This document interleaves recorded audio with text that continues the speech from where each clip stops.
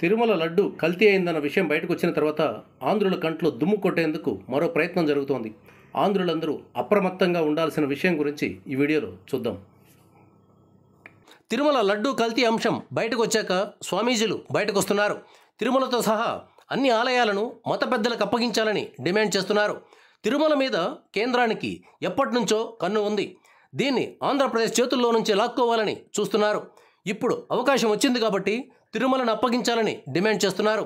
గతంలో కాంగ్రెస్, ఇప్పుడు బీజేపీ ఆంధ్రకు ఎన్ని రకాలుగా నష్టం కలిగించాలో అన్ని రకాలుగా కలిగించారు. మద్రాసు నుంచి విడిపోయినప్పుడు ఆ నగరంతో ఏ సంబంధం లేకుండా చేశారు.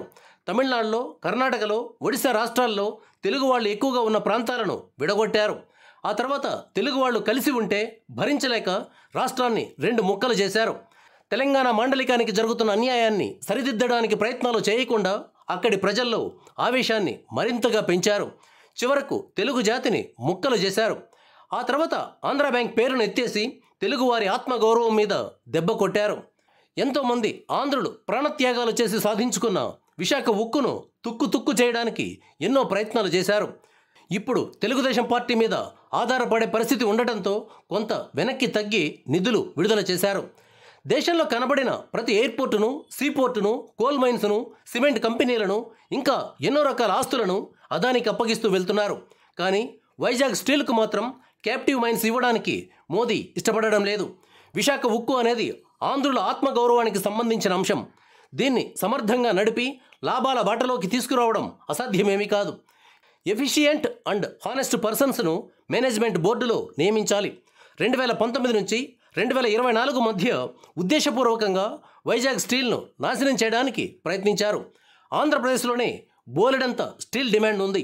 పైగా రాజధాని నిర్మాణం జరుగుతోంది. అందువల్ల స్టీల్ డిమాండ్ ఇంకా పెరుగుతుంది. ఏ రకంగా చూసినా వైజాగ్ స్టీల్కు ఉజ్వల భవిష్యత్తు ఉంది. కావాల్సిందల్లా క్యాప్టివ్ మైన్స్, కంపెనీ బోర్డులో నిజాయితీ, సమర్థత ఉన్న అధికారులు. చంద్రబాబు మీద ఆధారపడుతున్నారు కాబట్టి వచ్చే 5 ఏళ్ళు వైజాగ్ స్టీల్కు వచ్చిన ఢోకా ఏమీ ఉండదు. కానీ భవిష్యత్తులో వేరెవరు దీన్ని ప్రైవేట్ పరం చేయడానికి కానీ లేదా మూతపడేలా చేయడానికి కానీ ప్రయత్నించకుండా కట్టుదిట్టమైన చర్యలు తీసుకోవాలి. కేంద్రంలో ఉన్న పార్టీలు 70 ఏళ్లుగా ఆంధ్రులకు ఇన్ని రకాలుగా అన్యాయం చేస్తూ వస్తున్నాయి. ఇప్పుడు తిరుమలను లాక్కోవాలని స్వామీజీల చేత డిమాండ్ చేస్తున్నారు. వీళ్లలో ఏ ఒక్కరూ జగన్ హయాంలో నోరు విప్పలేదు. ఆర్ఎస్ఎస్, బీజేపీలు జగన్కు సపోర్ట్ చేస్తున్నాయి కాబట్టి మేము జగన్ను విమర్శించలేమన్నట్లుగా స్వామీజీలు వ్యవహరించారు. ఇప్పుడు లడ్డు కల్తీ వ్యవహారం బయటకు రావడంతో తిరుమలను అప్పగించండి అంటూ డిమాండ్ చేస్తున్నారు. తిరుమల ఆంధ్రులకు గొప్ప గుర్తింపు. ప్రపంచం నలుమూలల నుంచి భక్తులను రప్పిస్తోంది.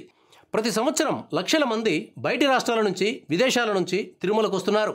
ఇలాంటి పుణ్యక్షేత్రాన్ని లాక్కోవడానికి చేస్తున్న ప్రయత్నాన్ని ఆంధ్రులందరూ ముక్త కంఠంతో అడ్డుకోవాలి.